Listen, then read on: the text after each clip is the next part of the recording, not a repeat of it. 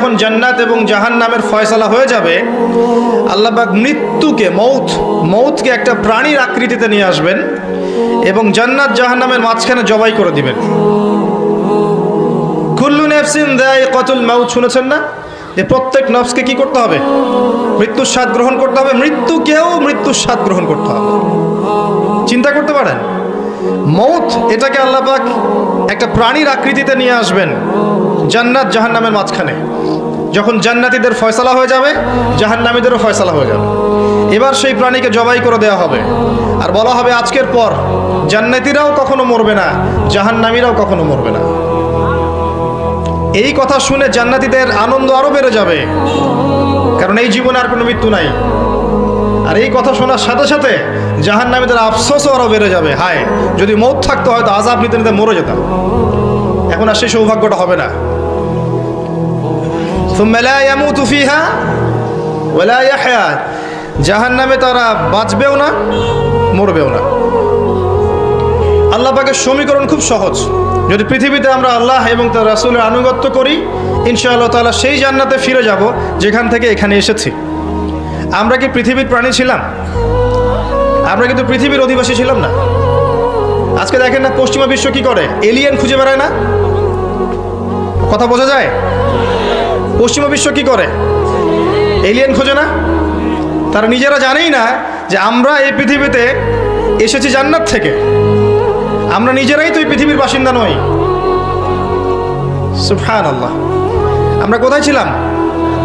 জান্নাতে ছিলাম। আমাদের বাবা মা কোথায় ছিলেন? এই পৃথিবীতে আমরা আল্লাহর হুকুমে এসেছি, নির্দিষ্ট সময়ের জন্য থাকবো। এর পরে কোথায় যাব? কোথায় যাব? জান্নাতে যাব ইনশাআল্লাহ। ইনশাআল্লাহ তাআলা। আল্লাহ পাক অনেক দয়াময়। আল্লাহ রাব্বুল আলামিনের কাছে 100 ভাগ রহমত আছে। তার এক ভাগ রহমত আল্লাহ পাক সমস্ত সৃষ্টির মধ্যে দিয়েছেন। বাবা মাকে ভালোবাসে, আমরা মাকে ভালোবাসি, আমরা বাবাকে ভালোবাসি, স্বামী স্ত্রীকে ভালোবাসে, আমরা সন্তানদেরকে ভালোবাসি। তারপরে দেখবেন গবাদি পশু, এরা তাদের বাচ্চাকে ভালোবাসে না? একটা কুকুর পর্যন্ত ওর বাচ্চাকে ভালোবাসে না? এগুলো সব ওই 1 ভাগ রহমতের ফল, মাত্র 1 ভাগ। আর বাকি 99 ভাগ রহমত আল্লাহ পাক নিজের কাছে রেখেছেন। এই রহমত দিয়ে আল্লাহ পাক কিয়ামতের মাঠে আমাদেরকে দয়া করবেন। তো ইনশাআল্লাহ আশা করা যায় আমরা জান্নাতে যাব। রাসূলুল্লাহ সাল্লাল্লাহু আলাইহি ওয়াসাল্লামকে আল্লাহ পাক মেরাজের রাতে একটা ওয়াদা করেছেন, শুনবেন? আল্লাহ পাক বলেছেন, তোমার উম্মতের মধ্যে যে আমার সাথে শিরিক না করে পরকালে সাক্ষাৎ করবে আমার সাথে, ইনশাআল্লাহ আমি তাকে মাফ করে দেব। তাহলে সবচেয়ে বড় পাপ কোনটা? তাহলে শিরক। ইন্না শিরকা লাযুলমুন আযীম। শিরক সবচেয়ে মহান জুলুম, বড় জুলুম, সবচেয়ে বড় পাপ। দুর্ভাগ্যজনক হচ্ছে মুসলিমরা এখন জানে না শিরক কি জিনিস। অমুসলিমরা তো শিরক করেই, আল্লাহ ছাড়া অন্য কারো পূজা করে না? গাছপালা, নদী নালা, পাহাড় পর্বতের পূজা করে না? আবার কিছু অমুসলিম আছে, ওরা বলে আল্লাহ 3 জন, নাউযুবিল্লাহ। কেউ কেউ বলে ওজায়ের আল্লাহর সন্তান, বলে না? ওয়াকালাতিল ইয়াহুদ উযাইরুন ইবনুল্লাহ, ইহুদিরা বলে ওজায়ের আল্লাহর সন্তান, নাউযুবিল্লাহ। ওয়াকালাতিন নাসারাল মাসীহ ইবনুল্লাহ, নাসারা বা খ্রিস্টান তারা কি বলে?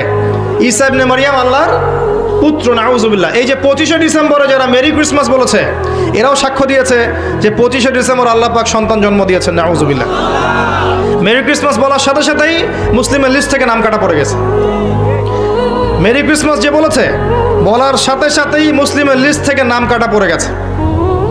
কারণ যদি সে বলে থাকে মেরি ক্রিসমাস, তাহলে সে সাক্ষী দিচ্ছে ওই দিন 25শে ডিসেম্বর আল্লাহ পাক ঈসা ইবনে মারইয়ামকে জন্ম দিয়েছেন, নাউযুবিল্লাহ। তারপরে মুসলিম থাকতে পারে? আবার সাক্ষ্য দেওয়া লাগবে, আশহাদু আল্লা ইলাহা ইল্লাল্লাহ ওয়া আন্না মুহাম্মাদান আবদুহু ওয়া রাসূলুহু, তারপর ইসলামের দিকে আসবে। এত সহজ নয়। মুসলিমরা তো শিরক করছে, অমুসলিমরা তো শিরক করছেই, মুসলিমরাও শিরক করছে। এখন অনেক অমুসলিম বলছে যে আল্লাহ 3 জন, আল্লাহ, জিবরিল, ঈসা ইবনে মারইয়াম, নাউযুবিল্লাহ। তো এই যে শিরক, এটা কিন্তু শুধু ইবাদতের ক্ষেত্রে নয়, প্রত্যেকটা ক্ষেত্রেই শিরক আছে। আমি আপনাকে দেখাচ্ছি। তার আগে একটা হাদিস শোনেন, সহিহ বুখারীতে 4 বার এসেছে হাদিসটা, 1 বার 2 বার না, 4 বার। আল্লাহ রাব্বুল আলামিন আদম আলাইহিস সালামকে ডাকবেন কিয়ামতের মাঠে। আদম আলাইহিস সালাম আসবেন। ওই দিন তো আপনারা জানেন কোন নবী সুপারিশ করতে পারবে? সবাই হাঁটুর ভরে ইয়া নাফসি। আদম আলাইহিস সালাম ইয়া নাফসি, নবী মূসা ইয়া নাফসি, ঈসা ইবনে মারইয়াম ইয়া নাফসি, দাউদ, সুলাইমান, ইব্রাহিম, ইসমাঈল, ইসহাক, ইয়াকুব, সবাই। শুধু মুহাম্মদ সাল্লাল্লাহু আলাইহি ওয়াসাল্লাম বলবেন কি? ইয়া উম্মতি, ইয়া উম্মতি। একজন মানুষ যার আদর্শ ফলো করতে এখন যুবকদের লজ্জা লাগে, তাই না? দাড়ি ছাড়তে লজ্জা লাগে না? এখন দাড়ি রাখলে বলে ব্যাকডেটেড হয়ে গেছে, মৌলবাদী হয়ে গেছে, সন্ত্রাসী হয়ে গেছে, বলে না? টাকনুর উপর কাপড় তুলতে লজ্জা লাগে, তাই না? নবীর মতো পোশাক পরতে লজ্জা লাগে, তার মতো চুল রাখলে লজ্জা লাগে, তার মতো সালাত, তাবলীগ, তার মতো ইসলামের প্রচার, দ্বীনের ইলম অন্বেষণ করা, মসজিদে পড়ে থাকা, জিকির করা, এগুলো করলে মনে হয় পিছায় পড়লাম, তাই না? এখন কনসেপ্ট এমন চলে আসছে না? এগুলো গিলানো হচ্ছে না? এগুলো গিলানো হচ্ছে। কিন্তু সেই একমাত্র ব্যক্তি মুহাম্মদ সাল্লাল্লাহু আলাইহি ওয়াসাল্লাম, যার চেয়ে বিচক্ষণ স্মার্ট কোনো ব্যক্তিত্ব পৃথিবীতে ছিল না, আসবেও না, যার পূর্বের সমস্ত গুনাহ মাফ, পিছনের সমস্ত গুনাহ মাফ, যিনি হচ্ছেন আমাদের উসওয়াতুল হাসানা, তাই নয় কি? Role model. আপনার রোল মডেল, আপনি কাকে ফলো করবেন? একটা মানুষ কি সরাসরি আল্লাহকে পেতে পারে? একটা মাধ্যম লাগবে না? মাধ্যমটাকে আমাদের মুহাম্মদ সাল্লাল্লাহু আলাইহি ওয়াসাল্লাম। তার সাথে যার কথা মিলে যাবে আপনি নেবেন, তার আদর্শের সাথে যার কথাই মিলে যাবে আপনি গ্রহণ করবেন। যদি না মেলে গ্রহণ করবেন না। উনি আপনার উসওয়াতুল হাসানা, আপনার রোল মডেল, সুপার হিরো আপনার জন্য, তাই নয় কি? আর তাকে ফলোটা কি করবেন? শুধু ইবাদত বন্দেগীর জীবনে, না জীবনের সব ক্ষেত্রে? এই আকীদা পরিষ্কার রাখবেন। শুধু ইবাদতের ক্ষেত্রে আমি মুহাম্মদ সাল্লাল্লাহু আলাইহি ওয়াসাল্লামের উম্মত, আর অর্থনৈতিক জীবনে, সামাজিক জীবনে, পলিটিক্যাল লাইফে বা পারিবারিক লাইফে আমি তার উম্মত নই, এমনটা যেন না হয়। প্রত্যেকটা ক্ষেত্রে আমাদের উসওয়াকে হাসানাকে, রোল মডেলকে মুহাম্মদ সাল্লাল্লাহু আলাইহি ওয়াসাল্লাম। এই কথাটা কি মৌলবাদী কথা? আচ্ছা, এটাও খেয়াল রাখবেন। না বললেন কেন? এটা অবশ্যই ফান্ডামেন্টাল কথা, এটা অবশ্যই একটা ফান্ডামেন্টাল কথা। কারণ ইসলামের কিছু বেসিক ফান্ডামেন্টাল আছে। আল্লাহ বিশ্বাস করতে হবে, করতে হবে না? মালায়েকায় বিশ্বাস করতে হবে না? আসমানি কিতাব সমূহে করতে হবে না? সমস্ত নবী রাসূলকে বিশ্বাস করতে হবে কি না? পরকালে বিশ্বাস করতে হবে না? তাকদীরের ভালো মন্দ বিশ্বাস করতে হবে? মুহাম্মদ সাল্লাল্লাহু আলাইহি ওয়াসাল্লামকে আদর্শ মানতে হবে। এই প্রত্যেকটা মূলনীতি নয় কি? এই মূলনীতি মেনে না চললে কেউ মুসলিম হতে পারবে? মুমিন হতে পারবে? অতএব এই ফান্ডামেন্টাল পিলারগুলোতে বিশ্বাস করতেই হবে। অতএব সবাই আমরা মৌলবাদী, কোনো সমস্যা নেই। কথা বুঝতে পারছেন? এই প্রত্যেকটা বিষয় মানতেই তো হবে, এগুলো তো মৌলিক বিষয়। না মানলে তো আপনি মুসলিম হতে পারছেন না, তাই নয় কি? হ্যাঁ, ইসলামকে নিয়ে গোরামি করবো না, ঠিক আছে। ইসলামকে জোর করে কার উপর চাপাই দিব না। লা ইকরাহা ফিদ-দীন, দিনে কোনো জবরদস্তি আছে? ক্বাদ তাবায়্যানা রুশদু মিনাল গায়, একদম স্পষ্ট হয়ে গেছে না? আলো অন্ধকার, হেদায়েত এবং গুমরাহি স্পষ্ট হয়ে গেছে না? ইসলামে কোনো জবরদস্তি নেই, বাড়াবাড়ি নাই। কিন্তু ইসলামের মৌলিক বিষয়গুলো তো মেনে চলতেই হবে, তাই নয় কি? যদি না চলি তাহলে কি মুসলিম হতে পারবো? মুহাম্মদ সাল্লাল্লাহু আলাইহি ওয়াসাল্লাম আপনার রোল মডেল প্রত্যেকটা ক্ষেত্রে। আপনার ইবাদত বন্দেগীর জীবনে, আপনার পারিবারিক জীবনে, অর্থনৈতিক জীবনে, সামাজিক জীবনে, প্রত্যেকটা ক্ষেত্রে কে রোল মডেল? মুহাম্মদ রাসূলুল্লাহ সাল্লাল্লাহু আলাইহি ওয়াসাল্লাম। যিনি আপনাকে কি বলেছেন শোনেন। যিনি আপনাকে বলেছেন রাতের বেলা কবর জিয়ারত করতে গিয়ে, কাশ আমি যদি আমার ভাইদেরকে দেখতে পেতাম। সাহাবায়ে কেরাম বললেন, আমরা কি আপনার ভাই নই? নবী সাল্লাল্লাহু আলাইহি ওয়াসাল্লাম বলছেন, না, তোমরা আমার সাহাবী। আমার ভাই তারা যারা তোমাদের পরে আসবে, আমাকে না দেখেই আমার প্রতি ঈমান নিয়ে আসবে। আপনি কার ভাই? তিনি সেই ব্যক্তি মুহাম্মদ সাল্লাল্লাহু আলাইহি ওয়াসাল্লাম যাকে কবরে দেখানো হবে, দেখিয়ে বলা হবে, মান হাযার রাজুল বুইসা ফীকুম, এই ব্যক্তিকে যাকে তোমাদের কাছে পাঠানো হয়েছিল। তখন কি বলবেন? লা আদরি, লা আদরি, আমি জানি না। কি বলবেন? তিনি রাসূলুল্লাহ সাল্লাল্লাহু আলাইহি ওয়াসাল্লাম। কে বলতে পারবে এটা? যে সারাদিন সারা জীবন মুহাম্মদ সাল্লাল্লাহু আলাইহি ওয়াসাল্লামের সুন্নাহ মানে নাই, সে বলতে পারবে? নাকি যে জীবনের শুরু থেকে শেষ পর্যন্ত রাসূলের আদর্শে চলেছে সে বলতে পারবে? কে? অতএব কার আদর্শ মানতে হবে? আচ্ছা, যদি কেউ তার আদর্শ বাদ দিয়ে অন্য কার আদর্শ মানে, তার কি হবে? সে ব্যক্তি কি করবে? সূরা ফুরকান পড়ে দেখেন। ইয়াউমা ইয়া'আদ্দু যালিমু আলা ইয়াদাইহি, জালেমরা সেদিন হাত কামড় দিবে। আর কি বলবে? ইয়া লাইতানি, একটা কি, ইয়া লাইতানি ইত্তাখাযতু মা'আর রাসূলি সাবিলা, হায় আমার দুর্ভাগ্য যদি আমি সারা জীবন রাসূলের পথ অনুসরণ করতাম। ইয়া ওয়াইলাতা লাইতানি লাম আত্তাখিয ফুলালান খলিলা, হায় আমার পোড়া কপাল যদি আমি অমুককে আমার আদর্শ হিসেবে গ্রহণ না করতাম। এই আফসোস কে করবে? যে পৃথিবীতে মুহাম্মদ সাল্লাল্লাহু আলাইহি সাল্লামকে আদর্শ হিসেবে গ্রহণ করে নাই। যে গ্রহণ করেছে ইনশাআল্লাহ তাআলা সে কবরে অ্যানসার করতে পারবে, সে আল্লাহর রাসূল, আমি তার উম্মত ছিলাম ইনশাআল্লাহ তাআলা। আর কবরের প্রশ্নের উত্তর না দিতে পারলে কেউ কি জান্নাতে যেতে পারবে? উসমান রাদিয়াল্লাহু আনহু কবর দেখে কাঁদতেন না? তিনি বলতেন এটা হচ্ছে আউয়ালু মানজিল ফিল আখিরা, এটা হচ্ছে আখিরাতের প্রথম মঞ্জিল। এখানে যে হাসবে পরকালেও সে হাসবে ইনশাআল্লাহ, আর এখানে যে কাঁদবে পরকালেও সে কাঁদবে ইনশাআল্লাহ। কোনো গতি আছে? কোনো গতি নাই। মনে রাখবেন কবরে তিনটা প্রশ্ন হবে মৌলিক। দুনিয়াতে যে আল্লাহর সাথে শিরিক করেছে সে কোশ্চিন কালেও মান রব্বুক উত্তর দিতে পারবে না। দুনিয়াতে যে তাওহীদের উপর থেকেছে সেই একমাত্র ব্যক্তি যে কবরের উত্তর দিতে পারবে ইনশাআল্লাহ তাআলা। দুনিয়াতে যে ব্যক্তি দ্বীন ইসলামকে পরিপূর্ণরূপে গ্রহণ করেছে সে মা দিনুক উত্তর দিতে পারবে ইনশাআল্লাহ। আর দুনিয়াতে ইসলামকে যে ঠাট্টা খেলার ছলে গ্রহণ করেছে এই কোশ্চিন কালেও উত্তর দিতে পারবে না, পারবে? আর দুনিয়াতে যে রাসূল সাল্লাল্লাহু আলাইহি ওয়াসাল্লামের আদর্শ গ্রহণ করেছে ইনশাআল্লাহ সে তার উত্তর দিতে পারবে, এই ব্যক্তিকে, তোমার নবীকে, পারবে না? আর দুনিয়াতে যে রাসূলের সুন্নাহ মেনে চলে নাই সে কি পারবে? কোশ্চিন কালেও পারবে না। এই ব্যক্তি সেই ব্যক্তি যিনি ইয়া উম্মতি বলবেন, যেদিন সবাই বলবে ইয়া নাফসি ইয়া নাফসি। মুহাম্মদ সাল্লাল্লাহু আলাইহি ওয়াসাল্লাম সেই ব্যক্তি যিনি হাউজে কাউসারের সামনে দাঁড়িয়ে থাকবেন আপনার আমার জন্য, কি হাতে? কাউসারের পানি হাতে। নবী সাল্লাল্লাহু আলাইহি ওয়াসাল্লামকে কষ্ট দিয়েছিল কিছু মানুষ, তারা বলেছিল যে তোমার তো সন্তান বেঁচে থাকে না, পুত্র সন্তান বেঁচে থাকে না। নবী সাল্লাল্লাহু আলাইহি ওয়াসাল্লাম মনে কষ্ট পেয়েছিলেন। এদিক থেকে কথা আসছে কি জন্য ভাই? কি সমস্যা আপনাদের? কোনো সমস্যা থাকলে চলে যান, যদি প্রবলেম হয় চলে যান। লিসেন, এখানে বহু মানুষ বসে আছেন নিশ্চুপ হয়ে, তারা নিশ্চুপ হয়ে কথা শুনছেন, এখানে আপনি কথা বলছেন। আচ্ছা আসেন, লেকচারে আসেন। মুহাম্মদ সাল্লাল্লাহু আলাইহি ওয়াসাল্লাম কি নিয়ে দাঁড়িয়ে থাকবেন ভাই? হাউজে কাউসারের পানি। নবী সাল্লাল্লাহু আলাইহি ওয়াসাল্লাম মন খারাপ করেছিলেন যখন তাকে বলেছিল যে তুমি লেজ কাটা, নাউযুবিল্লাহ। আমাদের নবী এমন একজন ব্যক্তি ছিলেন যিনি মনে কষ্ট পেলে আল্লাহ পাক শুনে ফেলতেন না? তিনি মনে কষ্ট পেলেও আল্লাহ পাক তার পক্ষে আয়াত নাজিল করতেন। তিনি আকাশের দিকে মুখ তুলে তাকাচ্ছিলেন, মনে মনে ইচ্ছা করছিলেন যদি কিবলাটা পরিবর্তন হতো, যদি বাইতুল মাকদাসের দিকে না মুখ করে আমাকে কাবার ঘরে মুখ করার অনুমতি দেওয়া হতো। আল্লাহ মনের কথা শুনে ফেললেন। আল্লাহ পাক বললেন ফাওয়াল্লি ওয়াজহাকা শাতরাল মসজিদিল হারাম, তোমার চেহারাকে মসজিদুল হারামের দিকে ঘোরাও। কিবলা চেঞ্জ হয়ে গেল। আমাদের নবী সাল্লাল্লাহু আলাইহি ওয়াসাল্লাম বাসায় ছিলেন, বাইরে থেকে কিছু বেদুইন তাকে ডাকছিল, ইয়া মুহাম্মদ ইয়া মুহাম্মদ আখরিজ ইলাইনা, আমাদের দিকে আসেন, আমাদের দিকে আসেন।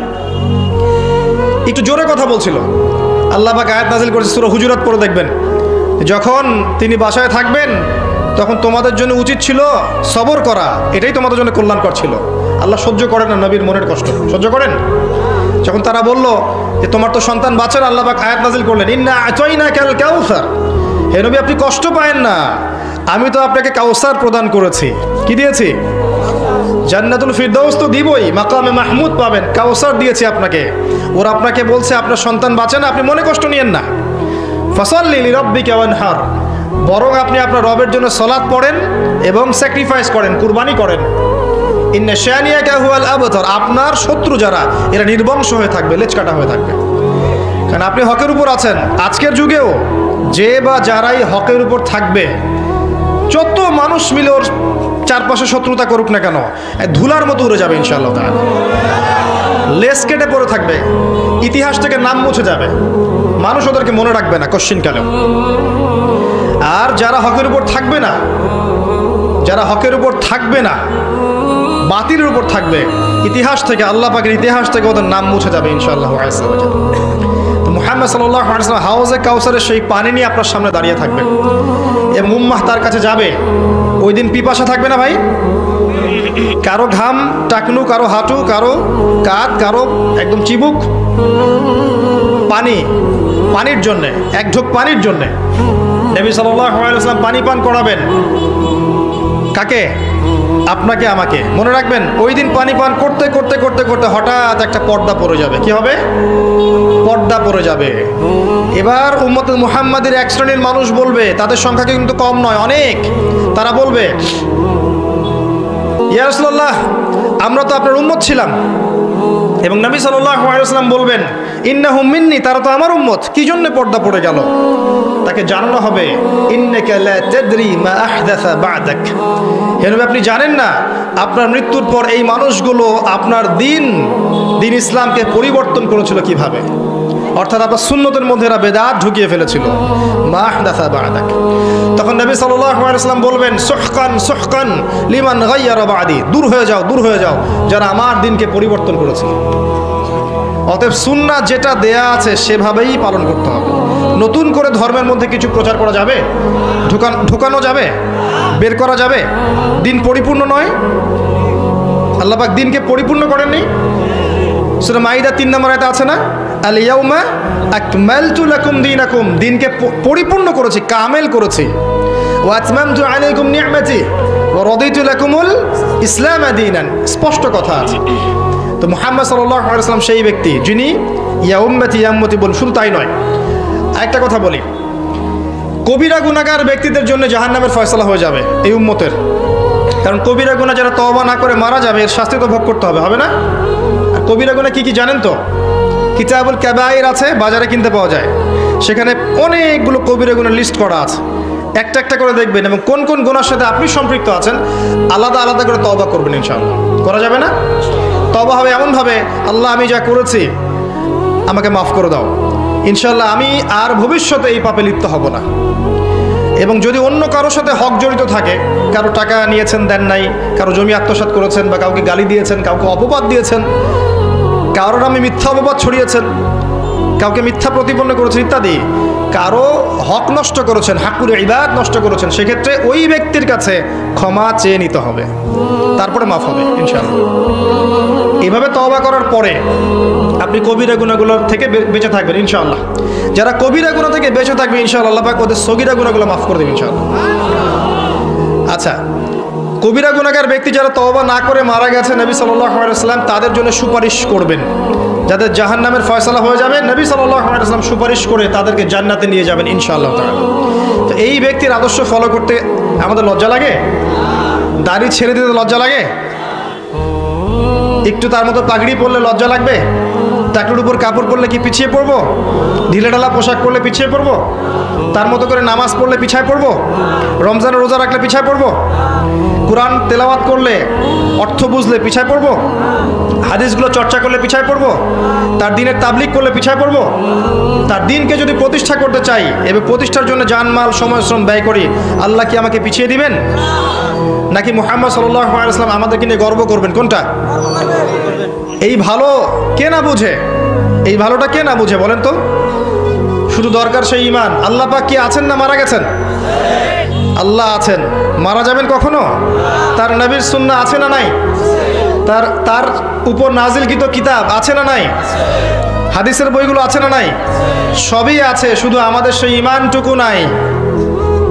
সবই আছে, কিন্তু আমাদের সেই ঈমানটুকু কিন্তু আজকে হয়তো বা নাই।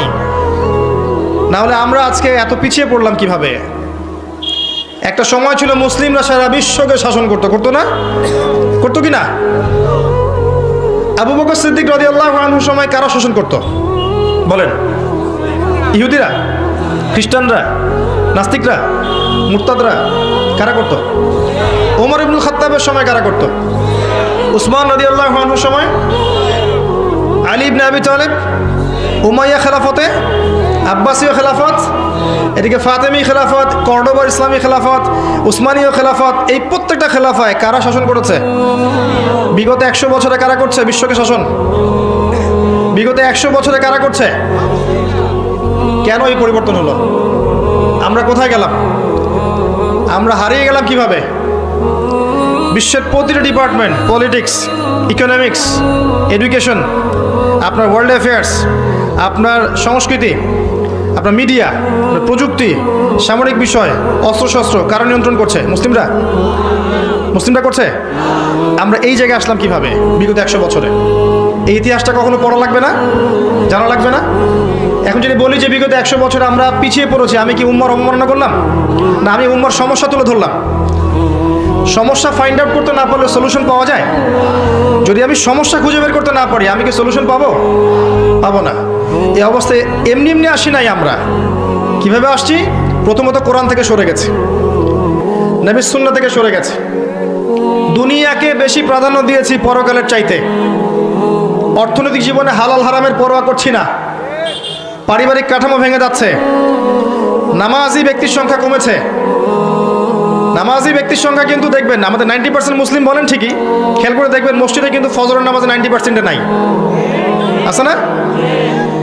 আমরা বলি ঠিকই 90% মুসলিম, দেখবেন 90% মুসলিমের মধ্যে ম্যাক্সিমামই কোরআন বিশুদ্ধ করে তেলাওয়াত করতে পারে না, পারে? আবার যারা পারে অনেকেই অর্থ বুঝি না, আছি না এরকম? আমরা পিছিয়ে পড়ি নেই? শিক্ষা ব্যবস্থা দিকে তাকান, আমরা কি সবাই ইসলামিক শিক্ষা শিক্ষিত হতে পারছি? মাস্টার্স করেও কি ওজুর মাসআলা জানতে পারছি? এমন অনেক মানুষ আছে BBA করেছে, ফরজ ওয়াজিব সুন্নত মোস্তাহাব বলতে পারে না, পারে না? এরকম আছে না? তাদের কি এই শিক্ষার অধিকার ছিল না? আচ্ছা, ইকোনমিক সেকশনে যান, সুদ, ঘুষ, দুর্নীতি এগুলো কারা করছে? আমরা করছি না? আমরা করছি না? করছি। যুব সমাজের দিকে তাকান, যে মাদক, যে pornography, free mixing, girlfriend boyfriend সংস্কৃতি, জুয়া, ক্যাসিনো, পাবজি, টিকটক কারা করছে এগুলা? অমুসলিম যুবকরা। আমরা আমরা আমাদের সমস্যা ফাইন্ড আউট করেন। ধর্মীয় দিকে আসেন, শতদা বিভক্ত দলাদলি আছে না? কতগুলো দল আছে আমাদের ধর্মীয়? কতগুলো আছে ভাই? নবী তো বলেছেন 73 দলে ভাগ হবে। বাংলাদেশ ঘাটলেই দেখা যাবে যে 7300 দল আছে মনে হয়, আল্লাহ ভালো জানে, আছে না? সবাই দাবি করছে কি? সবাই দাবি করছে আমি জান্নাতি বা আমি হকপন্থী দল, তাই নয় কি? আমার দলে আসো, ফর্ম পূরণ করো, জান্নাতের সার্টিফিকেট নিয়ে যাও, তাই নয়? আমার দলে আসো, ফর্মটা পূরণ করো, জান্নাতের সার্টিফিকেট নিয়ে যাও। আগে ভাই আপনারা বসেন এক জায়গায় বসে আগে ফিক্স করেন কোনটা সঠিক। আগে আমাদেরকে ফিক্স করে দেখান যে কোনটা সঠিক, কারা সত্যিকার অর্থেই হকের উপর আছে। একটা মানুষ যখন হেদায়েত পেয়ে ইসলামের দিকে আসছে, সে বিভ্রান্ত হয়ে যাচ্ছে আমি যাব কোথায়, কার সাথে। আবার কখনো কখনো দেখা যায় একটা দলের মধ্যে উপদল আছে আবার অনেকগুলা, তাই নয় কি? একটা প্ল্যাটফর্ম, একই মানহাজ, একই মাযহাব, তার মধ্যে উপদল আবার অনেকগুলো, প্রত্যেকের আলাদা আলাদা নেতা, আলাদা আলাদা আমির, এবং সবাই বলছে আমি হকপন্থী। কি করবেন আপনি এখন? কি করবেন? মুশকিল না অবস্থা? একটা বিভক্ত জাতি কি শক্তিশালী হয় কখনো? যদি আমরা বিভক্ত না হতাম, আমরা কি শক্তিশালী হতাম না? অমুসলিমদের দিকে তাকান, যারা ইসলামের প্রকাশ্য শত্রু, ওদের দিকে তাকান, এরা কি ইউনাইটেড না, ঐক্যবদ্ধ না? ওদের মধ্যে কিন্তু হাজারটা বিষয়ে ইখতিলাফ আছে, জানেন? ওদের মধ্যে আপোষে অনেক বিষয় ইখতিলাফ আছে, কিন্তু একটা বিষয়ের ঐক্যমত যে আমরা মুসলিমদেরকে উঠতে দিব না। আর আমাদের মধ্যে দেখবেন হাজারটা বিষয় একমত, আপনার আমার সাথে হাজার বিষয়ের 999টাই একমত, একটা হয়তো দ্বিমত। এটাই যথেষ্ট দুইটা দল হয়ে যাওয়ার জন্য। এই মানসিকতা নিয়ে যদি আমরা চলি, আগামী 100 বছরও কি আমরা জিততে পারবো? এই সমস্যাগুলো ধরিয়ে দেওয়া কি আমার অপরাধ? সুবহানাল্লাহ। আসলে কষ্টের কথাগুলো বললাম, এই যে পিছিয়ে পড়ছি আমরা বিগত 100 বছরে, এইগুলো মেজর রিজন। কোরআন থেকে সরে আসা, নবীর সুন্নাহ থেকে সরে আসা, নামাজি ব্যক্তি প্রোটেস্ট্যান্ট ভার্সন হয়ে যাওয়া, ইসলাম পালন করছি, যেটা আমার ভালো লাগে সেটা করছি, এটা ভালো লাগে না করছি না, নামাজ পড়ছি, সুদও খাচ্ছি, যাকাত দেই, ঘুষও খাই, মাশাআল্লাহ রমজান রোজা রাখি, গার্লফ্রেন্ডের সাথে অ্যাফেয়ার করি, আবার দেখবেন তাসবিহ তাহলিল করছি, এদিকে আবার দেখবেন দুর্নীতি করছি। মানে আমরা কিছু অংশ মানছি, কিছু অংশ মানছি না। আবার আমরা ইউনাইটেড না, বিভক্ত। আবার দেখবেন জ্ঞান বিজ্ঞান প্রযুক্তিগত যে শিক্ষাগুলো আছে, এখানে আমরা অতটা আগাতে পারছি না যতটা ওরা এগিয়ে গেছে, তাই নয় কি? সমস্ত এগুলো ওরা নিয়ন্ত্রণ করে ফেলছে। এই যদি হয় অবস্থা, তাহলে আমাদের মেজর সমস্যাগুলোকে ফাইন্ড আউট করার দরকার আছে না? সেগুলোকে আগামী প্রজন্মের জন্য তুলে ধরার দরকার আছে না? আমরা পারি আর না পারি, হয়তো পরের প্রজন্ম যেন এগুলোকে ফেস করে সামনে যেতে পারে, এটা দরকার আছে না? এগুলোর ইন্টেলেক্ট কবে জাগবে আমাদের? আল্লাহ যেন আমাদের সবাইকে শুভবুদ্ধি দান করেন, উম্মার সেই হারানো ঐতিহ্য আল্লাহ পাক আবারও ফিরিয়ে নিয়ে আসেন, আমিন। শোনেন ভাই, আমরা চেষ্টা করি আর না করি, আল্লাহ পাক তো কিছু মানুষকে দ্বারা করাবেন না?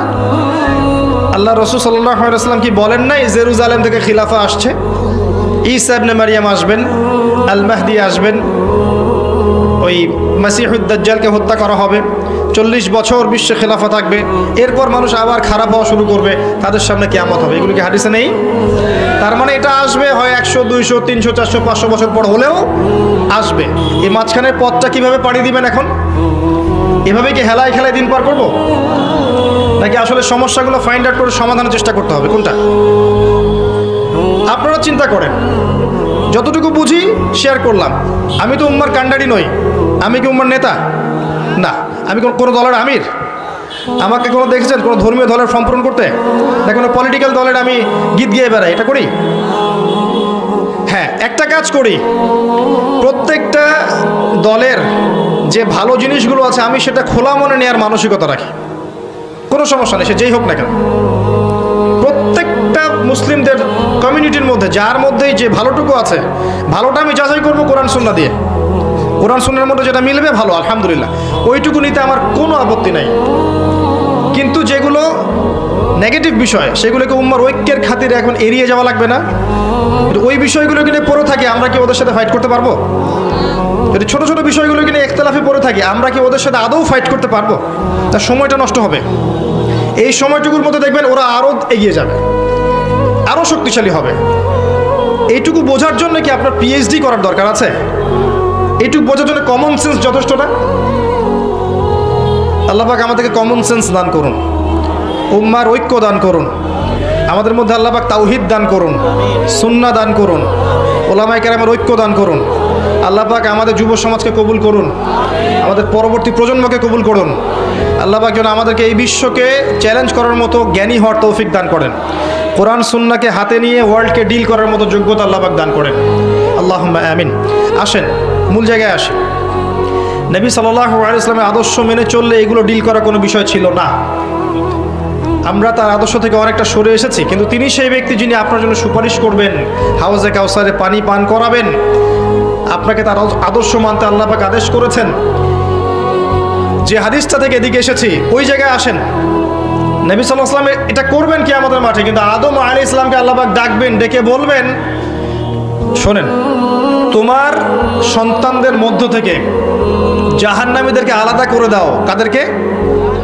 কাকে বলবেন? আচ্ছা, আদম আলাইহিস সালাম বলবেন, হে আল্লাহ কতজনকে? কি বলবেন? কতজনকে? আল্লাহ পাক বলবেন 1999 জনকে। কি বুঝলেন? 1999 জনকে, মানে প্রতি 1000-এ একজন জান্নাতি, প্রতি 1000-এ। এটার ব্যাখ্যা কিন্তু গাণিতিকভাবে হতে পারে, আল্লাহ ভালো জানেন। আবার এটা দিয়ে বেশিরভাগ মানুষকে বোঝানো হতে পারে। এটা শুধু ক্যালকুলেটিভ নাও হতে পারে। এটার ব্যাখ্যা এটাও হতে পারে যে মেজরিটি সংখ্যক জাহান্নামে যাবে, এটাও হতে পারে। আল্লাহু আ'লাম বিসসাওয়াব। হাদিসে এভাবে এসেছে। এখন আল্লাহ পাক কিন্তু বলেছেন সূরা নিসার মধ্যে যে ইন্নাল্লাহা লা ইয়াগফিরু আন ইউশরাকা বিহি ওয়া ইয়াগফিরু মা দুনা যালিকা লিমান ইয়াশা। আল্লাহ পাক তার সাথে শিরকের পাপ ক্ষমা করবেন না, কিন্তু এছাড়া যে কোনো পাপ আল্লাহ যাকে ইচ্ছা মাফ করতে পারেন। কথা বোঝেন? আল্লাহ বলেছেন আল্লাহ পাক শিরক ছাড়া অন্য যে কোনো পাপ যাকে ইচ্ছা মাফ করতে পারেন। কথা কি বুঝতে পারছেন? আচ্ছা, তাহলে এই যে মেজরিটি সংখ্যক মানুষ জাহান্নামে যাচ্ছে, এদের আমল নামায় কোন পাপটা থাকতে পারে? কথা কি বুঝতে পারছেন? কারণ শিরক ছাড়া অন্য পাপ থাকলে আল্লাহ তো চাইলে মাফ করতে পারতেন, তাই নয় কি? একটা পাপ আল্লাহ পাক তওবা না করে মারা গেলে মাফ করবেন না, এটা আল্লাহ পাক বলেছেন। এমনকি নবী সাল্লাল্লাহু আলাইহি ওয়াসাল্লামকে বলেছেন লাইন আশরাকতা লা ইয়াহবাতান্না আমালুক, তুমি যদি শিরক করো তোমার আমল নষ্ট করে দেব আমি। তো বুঝতে পারলাম শিরকের পাপ ছাড়া অন্য যে কোনো পাপ আল্লাহ পাক যাকে ইচ্ছা মাফ করতে পারেন। ইন্নাহু মা ইউশরিক বিল্লাহ ফাকাদ হারামাল্লাহু আলাইহিল জান্নাহ ওয়া মা'ওয়াহুন নার ওয়া মা লিযালিমিন মিন আনসার। যে আল্লাহ নিশ্চয়ই যারা আল্লাহর সাথে শিরক করেছে এদের জন্য আল্লাহ পাক জান্নাতকে হারাম করে দিয়েছেন, আর জাহান্নাম অবধারিত করে দিয়েছেন। জালেমদের জন্য কোনো সাহায্যকারী নেই। ওই যে মেরাজের রাতে আল্লাহ পাক বললেন যে তোমার উম্মতের মধ্যে কেউ যদি শিরক না করে মারা যায় আমি তাকে মাফ করে দিব। তাহলে ওই যে বেশিরভাগ মানুষ জাহান্নামে যাচ্ছে কোন পাপের কারণে ভাই? শিরকের পাপের কারণে। এটা বুঝতে পারছেন এখন? আচ্ছা, তার মানে আমাদের সবচেয়ে বেশি সতর্ক থাকতে হবে কোন পাপের ব্যাপারে? শিরকের পাপের ব্যাপারে। এখন আমার প্রশ্ন যে শিরক কাকে বলে সবাই জানি কি না? কত ভাবে শিরক হতে পারে কে বলতে পারবেন? আচ্ছা বলেন, তাওহীদ কয় প্রকার বলেন? তাওহীদ কয় প্রকার? 3 প্রকার। কে বলেছেন? মাশাআল্লাহ, 100 টাকা পুরস্কার আমার পক্ষ থেকে। পড়ে নিয়েন, অবশ্যই নেবেন। তাওহীদ কয় প্রকার? 3 প্রকার। 1 নাম্বার কি? তাওহীদে রুবুবিয়্যাত। আগে কি? তাওহীদে রুবুবিয়্যাত। 2 নাম্বার তাওহীদে উলুহিয়্যাত। 3 নাম্বার তাওহীদে আসমা ও সিফাত। নতুন শুনছেন আজকে? সুবহানাল্লাহ। কেমনে শিরক থেকে বাঁচবেন যদি তাওহীদ না জানেন? একটা বইয়ের নাম বলছে কিতাবুত তাওহীদ। কি নাম? কিতাবুত তাওহীদ। বইটা অবশ্যই কিনবেন অথবা অনলাইন থেকে ডাউনলোড করবেন। আজকে পারবেন? হাত তুলেন, কথা দেন। ওই বইয়ের মধ্যে শিরকের ক্যাটাগরি দেওয়া আছে। শিরক, এটা করলে শিরক হয়, এটা করলে শিরক হয়, এটা করলে শিরক হয়, হাদিস এবং কোরআনের আয়াত সহ। রাইটারের নাম মুহাম্মদ বিন আব্দুল ওয়াহাব। আমি ওয়াহাবি বানাচ্ছি না আপনাদেরকে।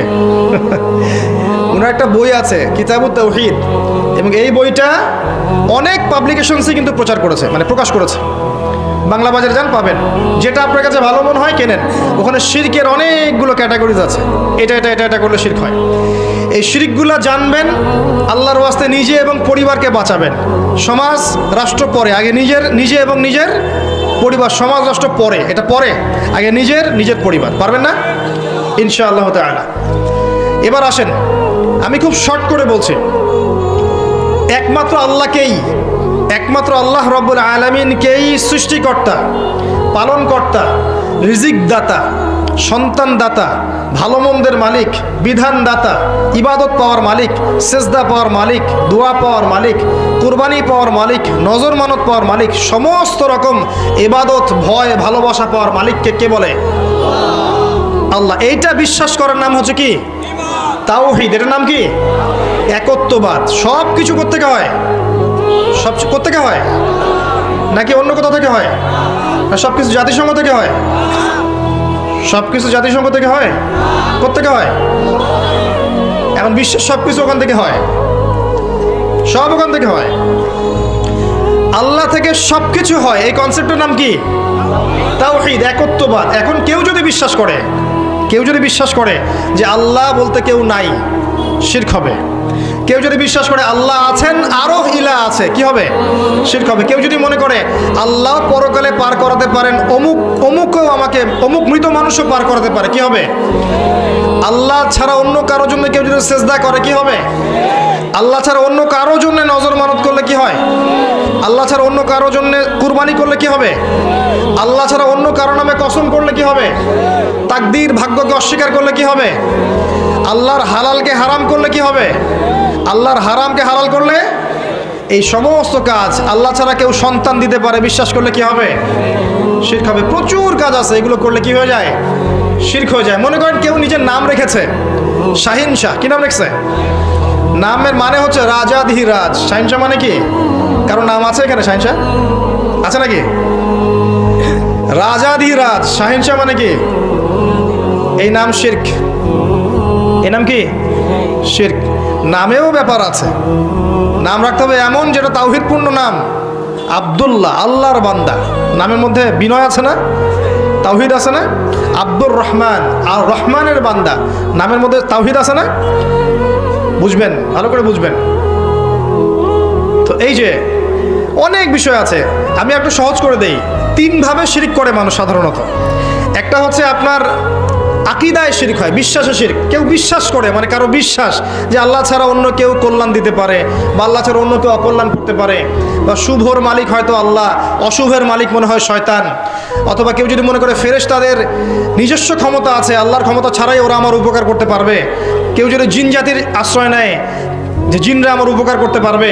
কেউ যদি জাদু করে, কাউকে জিনের সাহায্য নিয়ে জাদু করে, বা কেউ যদি মনে করে যে আল্লাহ ছাড়া কেউ সন্তান দিতে পারে, কেউ রিজিক দিতে পারে, কেউ ভালো মন্দের মালিক, ইত্যাদি ইত্যাদি। আল্লাহ ছাড়া কেউ বিধান দিতে পারে, কেউ আমার উপকার করতে পারে, অপকার করতে পারে, কেউ চিন্তা করে, বিশ্বাস করে। এই বিশ্বাসটাই কি? শিরক। এটা আকীদাগত শিরক, চিন্তাগত শিরক। আবার কেউ করে কর্মগত শিরক, যেমন কাজ করতে গিয়ে কেউ আল্লাহ ছাড়া অন্য কাউকে সেজদা করলো, করে না? মুসলিমরা কবর পূজা করে না? এই বিষয়গুলো নিয়ে আমাদের কথা নাই, আমাদের মৌলিক বিষয়গুলো নিয়ে কথা নাই। আমরা ব্যস্ত আছি কি নিয়ে জানেন? কে কার ভুল ধরবে এটা নিয়ে। মূল বিষয়ে মানুষ শিরিক করে ঈমান খোয়াচ্ছে, কোনো সমস্যা নাই, একটা শব্দ ভুল হয়েছে কিনা ধরো ওটাকে আগে। তো এখনকার মানুষ স্মার্ট, তারা সব বুঝে যে পিছনের কারণগুলো কি। তো বিষয়টা শোনেন, মুসলিমরা কি আল্লাহ ছাড়া অন্য কাউকে সেজদা করছে না? এই যে আল্লাহ ছাড়া অন্য কাউকে সেজদা করছে, আল্লাহ ছাড়া অন্য কারো কাছে দোয়া করছে, আল্লাহ ছাড়া অন্য কারো কাছে নজর মানত করছে, কুরবানি করছে, ইত্যাদি ইত্যাদি, এই কাজগুলো কর্মগত শিরক। কেমন শিরক? ফেইলি কাজ, কর্মগত শিরক। আরেকটা আছে কথা, আপনার কওল, কথা বলতে গিয়ে শিরক। বলে ফেললো যে ভাই কেমন আছেন, বললো আপনার দয়ায় ভালো আছি। কি হলো এটা? ভাই আপনার মায়ের কি খবর? হ্যাঁ মা ভালো আছেন, ডাক্তারটা না আসলে মা মারা যেত। কি হলো এটা? ভাই কিসে করে আসলেন? এই নৌকায় আসছি। তারপর মাঝি খুব ভালো ছিল ভাই, নাহলে নৌকাটা ডুবে যেত। কি এটা? অনেক বিষয় আছে, কথা খুব কেয়ারফুলি বলতে হয়। কেউ গালি দিল যে এই যুগটা ভালো না, এই সময়টাই ভালো না, শিরক হয়ে গেছে। আর সময় মালিক কে? আল্লাহ। এমনকি কেউ যদি বাতাসকেও গালি দেয়, বাতাসকে গালি দিয়েছে, ওই বইটা পড়ে দেখেন, লেখা আছে। এটাও একটা খারাপ কাজ। কেউ মনে করেন যে হাতে একটা বালা পড়েছে, হাতে একটা বালা পড়েছে বা কয়েকটা আংটি পড়েছে, এবং তার বিশ্বাস যে এই বালা আমাকে রোগ ব্যাধি থেকে বাঁচাবে, এই আংটি আমাকে বিপদ আপদ থেকে বাঁচাবে। কি হবে এটা? অনেক ব্যাপার আছে, কথা বলতে গেলেও খেয়াল রাখতে হবে যে কি বলছি।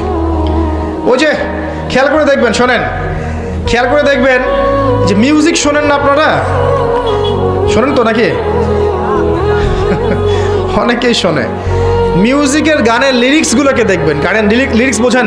গানের কথাকে বলে লিরিক্স। এই লিরিক্সগুলোকে খেয়াল করে দেখবেন, প্রচুর গানের লিরিক্স আছে শিরক। তোমাকে ছাড়া বাঁচবো না, এটা কি আছে না? গানের লিরিক্স এখন মনে করতে পারছি না, কিন্তু গান শুনলে, গান লিরিক্সগুলো পড়লে আমি বলতে পারবো যে লিরিক্সের মধ্যে দেখবেন শিরকি কথা আছে, আছে না? তোমার জন্য চাঁদ নিয়ে আসবো, তারা নিয়ে আসবো, হ্যাঁ তুমি আমার জীবন, তুমি আমার মরণ, আছে না এগুলো কথা? এগুলো কি কথা? এগুলো তাওহীদ না? তাওহীদ না শিরক? খেয়াল করে দেখবেন গানের লিরিক্সের মধ্যে শিরক আছে। এই জন্যে মিউজিক থেকে দূরে থাকতে বলি। শুধুমাত্র বাদ্যযন্ত্র আর সব কিছুই না, গানের লিরিক্সে শিরক আছে আপনার।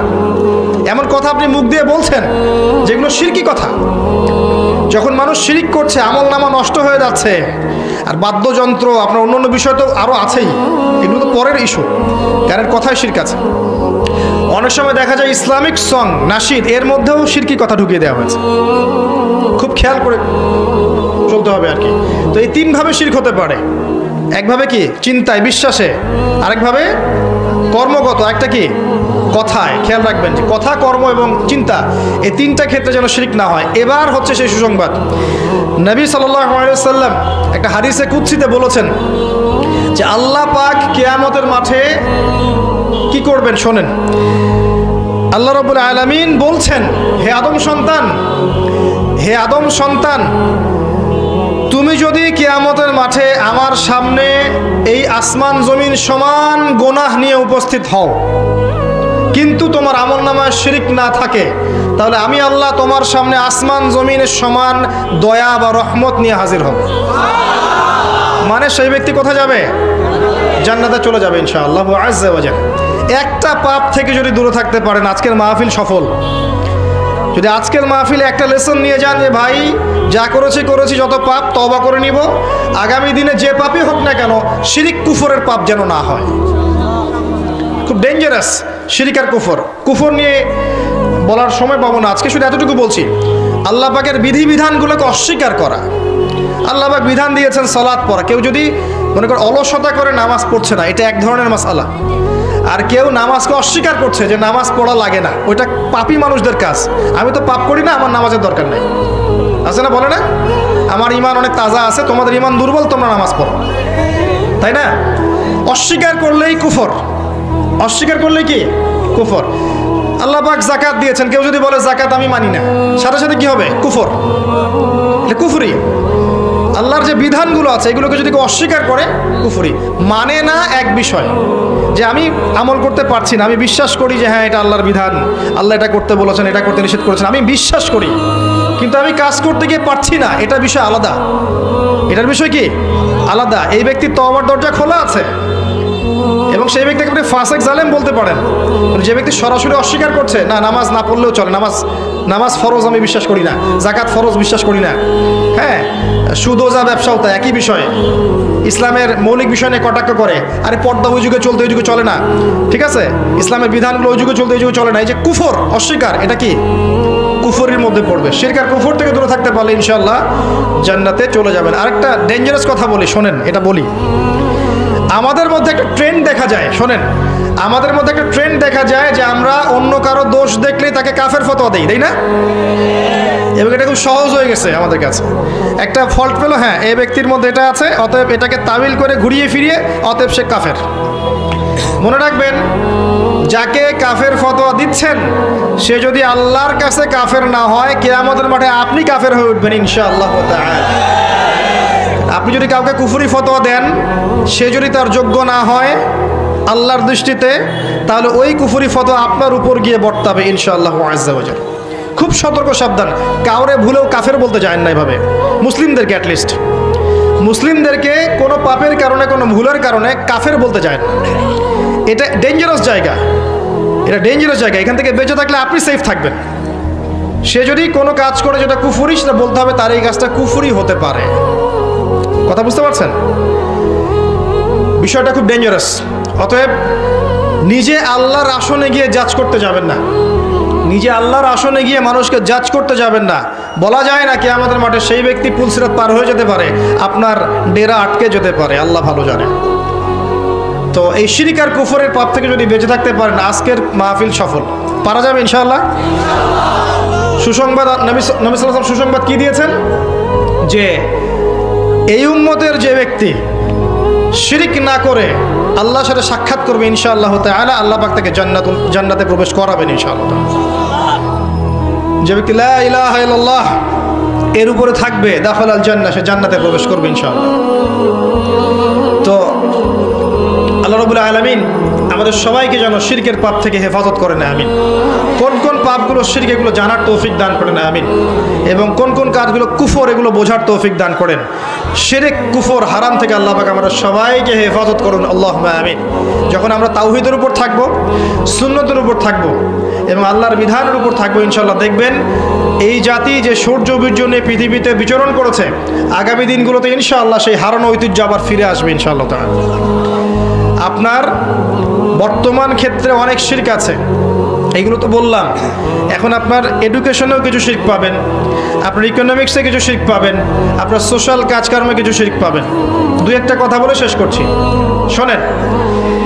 আপনি পড়তে বসেছেন, আপনি জ্ঞান অর্জন করতে বসেছেন, এখন আপনাকে কেউ শিখাচ্ছে যে পরীক্ষা নিরীক্ষা, বিজ্ঞান, যুক্তি, দর্শন দিয়ে যদি কোনো কিছুকে প্রমাণ করা না যায় সেটা জ্ঞান নয়।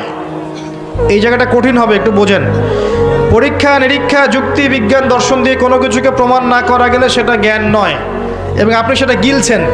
হ্যাঁ ঠিক ঠিক, এটা ঠিক, কথা ঠিক, আপনি গিলছেন। তাহলে আপনি কি করছেন জানেন? আল্লাহ পাকের ইমানের যে 6 পিলার, এই 6 পিলারকে অস্বীকার করছেন। কিভাবে দেখাচ্ছি? আল্লাহ দেখেছেন? আল্লাহকে দেখেছেন? আল্লাহকে কি ল্যাবরেটরিতে প্রমাণ করতে পারবেন? মালায়েকা দেখেছেন? এই জায়গায় ফেরেশতারা ঘিরে রেখেছেন, দেখেছেন? তো ফেরেশতাদেরকে কি পরীক্ষা নিরীক্ষা পর্যবেক্ষণ করে আপনি ল্যাবে প্রমাণ করতে পারবেন? আসমানি কিতাবগুলো দেখেছেন? দেখেছেন? আচ্ছা, আগেরগুলো দেখেছেন?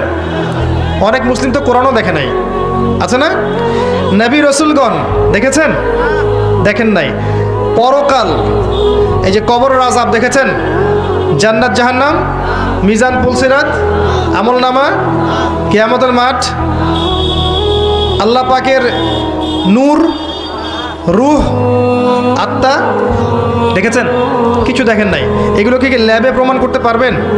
পারবেন? আচ্ছা, তাকদীর, ভাগ্যের ভালো মন্দ দেখেছেন? ল্যাবে প্রমাণ করতে পারবেন? আপনার ইমানের 6টা পিলার অদৃশ্য বিশ্বাস, তাই নয় কি? ইমানের 6টা পিলার কি? গায়েবে বিশ্বাস, যালিকাল কিতাব লা রাইবা ফি হুদাল লিল মুত্তাকিন আল্লাযীনা ইউমিনুনা বিল গায়বি। মুত্তাকির প্রথম শর্ত কি? যারা গায়েবে বিশ্বাস করে। ইমানের 6 পিলার গায়েবে নয় কি? গায়েবে নয়। এখন যদি আপনি মেনে নেন যে পরীক্ষা নিরীক্ষা, যুক্তি, দর্শন, বিজ্ঞান দিয়ে প্রমাণ করতে না পারলে জ্ঞান নয়, তাহলে এগুলোকে কি বিশ্বাস করবেন? অতএব আপনি জ্ঞানতাত্ত্বিক যে সংজ্ঞাটা গ্রহণ করেছেন সেই সংজ্ঞার মধ্যেও কিন্তু শিরক আছে। এটা হচ্ছে আপনার আধুনিক বিশ্বের পড়াশোনার ক্ষেত্রে শিরক। কথা বুঝতে পারলেন? জ্ঞান কোত্থেকে আসে? কার পক্ষ থেকে আসে? ওয়াকুল হাক্কু মির রাব্বিকুম, জ্ঞান, হক, সত্য তোমার রবের পক্ষ থেকে আসে। তাই এই এপিস্টিমোলজি সঠিক নয়। আমাদের বিশ্বাস হচ্ছে আমরা গায়েবে বিশ্বাস করি। এই প্রত্যেকটা বিষয় ল্যাবে প্রমাণ করলেও সত্য, না করলেও কি সত্য, এটার নাম ঈমান। আচ্ছা, আরও আছে। আপনি চলেন ইকোনমিক্স ঘুরাই নিয়ে আসি আপনাকে। আল্লাহ ব্যবসাকে হালাল করেছেন না সুদকে? কোনটা হালাল করেছেন? আচ্ছা, আল্লাহ পাক কি বলেন নাই যে ইন্নাল্লাহ ওয়া আহাল্লাল্লাহুল বাই'a ওয়া হাররামা রিবা? আল্লাহ পাক বলেননি? আল্লাহ পাক ব্যবসা হালাল করেছেন আর সুদকে কি করেছেন? কিন্তু এক শ্রেণীর মানুষ তো বলছে ইন্নামাল বাই'উ মিসলুর রিবা, সুদ ব্যবসার মতোই। সুদ কিসের মতোই? ব্যবসার মতোই। আর নবী সাল্লাল্লাহু আলাইহি ওয়াসাল্লাম বলছেন যে সবচেয়ে নিম্ন পাপ হচ্ছে সুদখোরের, সে তার মায়ের সাথে জেনা করছে। সর্বোচ্চ পাপটা হচ্ছে সে আল্লাহ এবং তার রাসূলের সাথে যুদ্ধ করছে। সূরা বাকারা পড়ে দেখেন, ইত্তাকুল্লাহ ওয়া যারু মা বাকিয়া মিনার রিবা ওয়া ইল্লাম তাফআলু ফাআযানু বিহারবিন মিনাল্লাহি ওয়া রাসূলিহি। আল্লাহকে ভয় করো হে মুমিনরা, সুদ ছেড়ে দাও। যদি না ছাড়ো, আল্লাহ রাসূলের সাথে যুদ্ধের ঘোষণা শুনে রাখো। নবীজি আরো বলছেন, 1 দিরহাম সুদ খেলে 36টা মেয়েকে রেপ করা হয়। এটা হাদিসে আছে। এবং তিনি মেরাজের রাতে শাস্তি দেখে এসেছেন যে তাদেরকে রক্তের নদীতে ফেলে মাথা ফাটিয়ে দেওয়া হচ্ছে। এখন ইকোনমিক সেকশনে গিয়ে আপনি যে ব্যবসাকে অ্যাভয়েড করে দিলেন এবং জাকাত ভিত্তিক ইকোনমিক সিস্টেমকে অ্যাভয়েড করে রিবা কেন্দ্রিক ইকোনমিক সিস্টেম লঞ্চ করে প্রতিষ্ঠা করলেন, বা আপনি আমি এর মধ্যে সংশ্লিষ্ট হয়ে আছি, এটা কি আল্লাহর হুকুমের বাইরে যাওয়া হলো না? এটা কি আল্লাহর বিধানের বাইরে গিয়ে একটা কুফরি নয়? বড় পাপ নয়? আচ্ছা, এখন যদি এমন হয় যে আল্লাহ পাক আপনাকে দিনার আর দিরহাম দিয়েছেন, কি দিয়েছেন? ইউসুফ আলাইহিস সালামকে কি দিয়ে কিনেছিলেন? ইউসুফ আলাইহিস সালামকে কি দিয়ে কিনেছেন?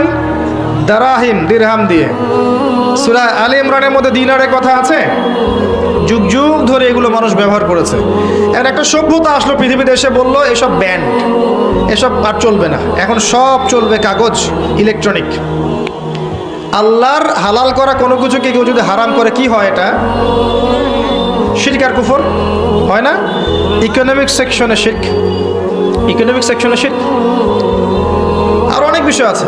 আল্লাহ রাব্বুল আলামিন দিয়েছেন আপনাকে একটা সুপ্রিম কোরআন, যেখানে আল্লাহ পাক প্রতিটা বিষয়ের সমাধান নাজিল করেছেন। এখন বৈশ্বিক সামাজিক এই সমস্যাগুলোর সমাধান যদি আপনি কোরআন থেকে না নিয়ে নিজের মন গড়া মতবাদ থেকে নেওয়া শুরু করেন, এটা কি ডিনাই করা হচ্ছে না কোরআন সুন্নাহকে? হচ্ছে কি না? এই ক্ষেত্রে কি আমি আল্লাহর বিধানের বাইরে চলে গেলাম না? এই যে এগুলোও কিন্তু শিরক কুফরের অন্তর্ভুক্ত বিষয়। শুধুমাত্র যে এই কবরে সেজদার কথা বললাম, এই যে নজর মানতের কথা বললাম, ইবাদত, দোয়া, কালাম, এগুলো কথা বললাম, এই ক্ষেত্রেই শিরক হচ্ছে না, বাহ্যিকভাবেও গ্লোবালি অনেক শিরক হচ্ছে।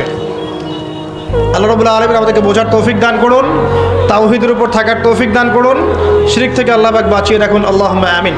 সর্বশেষ একটা নসিহত করে শেষ করব। নসিহতটা হচ্ছে, যদি আমরা ব্যক্তিগত জীবনে, পারিবারিক জীবনে, সামাজিক জীবনে সফল হতে চাই, 2টা জিনিস আঁকড়ে ধরতে হবে। কয়টা জিনিস? মাত্র 2টা, যেটা নবী সাল্লাল্লাহু আলাইহি ওয়াসাল্লাম বলেছেন, তারাকতু ফিকুম, আমি ছেড়ে যাচ্ছি তোমাদের কাছে কয়টা বস্তু ভাই? 2টা বস্তু। লান তাদিল্লু মা তামাসসাকতুম বিহিমা, তোমরা কোশ্চিনকালেও পথভ্রষ্ট হবে না যতদিন পর্যন্ত এই 2টাকে কি করবে? আঁকড়ে ধরে থাকবে। যতদিন পর্যন্ত কি করবে? আঁকড়ে ধরে থাকবে। একটা কি? কিতাব আল্লাহ, আল্লাহর কোরআন, তাই নয় কি? একটা হচ্ছে সুন্নতে নবী, তার নবীর সুন্নাহ, অর্থাৎ হাদিসগুলো। ইজমা কিয়াস আছে, অবশ্যই আছে, কোরআন সুন্নাহর অনুকূলে ইজমা কিয়াস হবে। এটা কি কোরআন সুন্নাহর বাইরের কিছু না। আচ্ছা আসেন, এবার কোরআনকে আঁকড়ে ধরবেন কিভাবে আপনি? আপনার আমার কাজ কি? একটু বসেন ভাই, শেষ করছি 5 মিনিট। আপনার আমার কাজ কি? এক নাম্বার বিশুদ্ধ করে তেলাওয়াত করতে শিখবেন। কি করবেন ভাই? বিশুদ্ধ করে তেলাওয়াত করতে শিখবেন, নিয়মিত তেলাওয়াত করবেন। প্রত্যেক হরফে কয় নাকি পাবেন? 10 নাকি পাবেন। এরপরে কিছু অংশ হিফজ করবেন। হিফজ করা যাবে না কিছু অংশ ইনশাআল্লাহ। এখানেই থেমে যাবেন? এখানেই থেমে যাবেন? যদি এখানেই থেমে যান তাহলে পরের হকগুলো আদায় হচ্ছে না। হচ্ছে? এটাই বলতে চেয়েছি আমি কোশ্চিন কালেও বলতে চাইনি বা বলিনি বা বুঝাইনি যে আপনি কোরআন তেলাওয়াত করবেন না আর হিফজ করবেন না, বা তেলাওয়াত করলে কোরআনের তেলাওয়াত করলে কোনো লাভ নাই, এমন কথা আমি কোশ্চিন কালেও বলিনি। বলেছি শুধু তেলাওয়াত এবং হিফজে সীমাবদ্ধ থেকে যদি আমরা অর্থগুলো না বুঝি, গবেষণা না করি, তাদাব্বুর না করি, তাহলে কোরআনের পূর্ণাঙ্গ হকটা আদায় হচ্ছে না। That's all.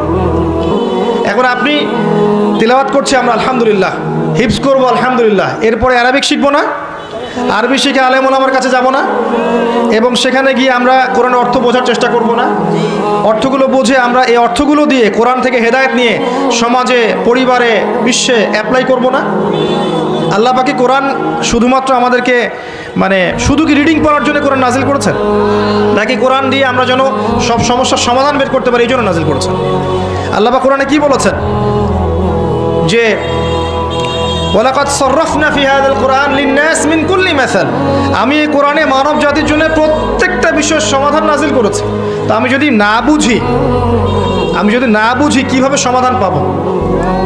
আল্লাহ পাক বলেছেন ওয়ানাজ্জালনা আলাইকাল কিতাব তিবয়ানান লিকুল্লি শাই, এমন একটা কিতাব নাজিল করেছি যে কিতাব প্রত্যেকটা বিষয়ের ব্যাখ্যা। তো প্রতিটা বিষয়ে, সোশ্যাল, পলিটিক্যাল, জিওপলিটিক্যাল, পারিবারিক, আপনার ধর্মীয় সমস্ত সমস্যার সমাধান কোরআনে আছে। ভিতরে না ঢুকলে আমি কেমন করে পাবো? তাই নয় কি? এটা বুঝাতে চেয়েছি। এটা বুঝাতে গিয়ে বলেছি যে আমরা কলেজ লাইফে একটা বই পড়েছিলাম, শেক্সপিয়ারের বই। কলেজ লাইফে একটা বই পড়েছিলাম, শেক্সপিয়ারের বই। সেই বইটা খুব কঠিন ছিল, কঠিন ভাষায় লেখা। এখন কেউ যদি, কথা ভালো করে বোঝেন, কেউ যদি ইংরেজি রিডিং পড়তে পারে, জাস্ট ইংরেজি রিডিং পড়তে পারে, বাংলা অর্থ করতে পারে না, ট্রান্সলেট করতে পারে না, জাস্ট রিডিং পড়তে পারে, তাকে ওই বইটা দিলেন আপনি। এখন সে রিডিং পড়ছে শেক্সপিয়ারের ওই বইটা, দি মার্চেন্ট অফ ভেনিস, রিডিং পড়ছে, ও অর্থ বুঝতে পারছে না। ও কি ওই বইটা থেকে মেসেজ পাবে? এটা কি কোরআনের সাথে বইয়ের তুলনা হলো? মনে করেন কোরআনে মুহাম্মদ সাল্লাল্লাহু আলাইহি ওয়াসাল্লামের নাম আছে না? আগের তাওরাতে নাম আছে না?